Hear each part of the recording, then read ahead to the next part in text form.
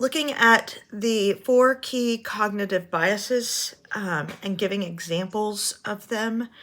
The first one is confirmation bias, and that is when you make a decision based on your own existing beliefs and ideas, even though the evidence doesn't support it.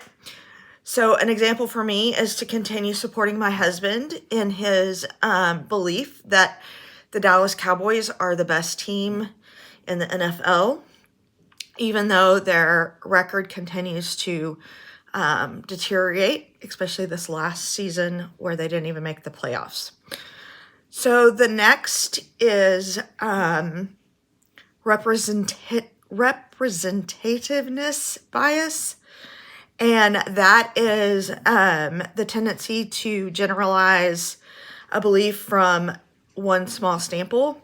So that would be a decision that I declare the peacock as a dangerous species because when I was little, I was attacked by one and it almost scratched my eye out. So now I believe that all peacocks are very dangerous and should be declared so.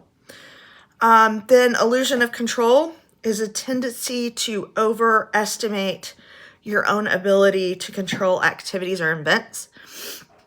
And for my personal example on that one is I was dealing with a personal crisis while my kids were younger, and I was teaching them in a homeschool co-op, and we were doing a mock trial at the time, preparing for it.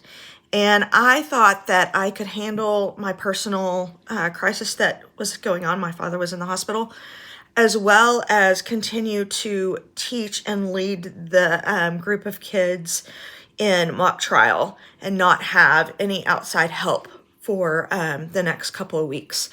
So, of course, that did not work. And luckily I had somebody step in and say no.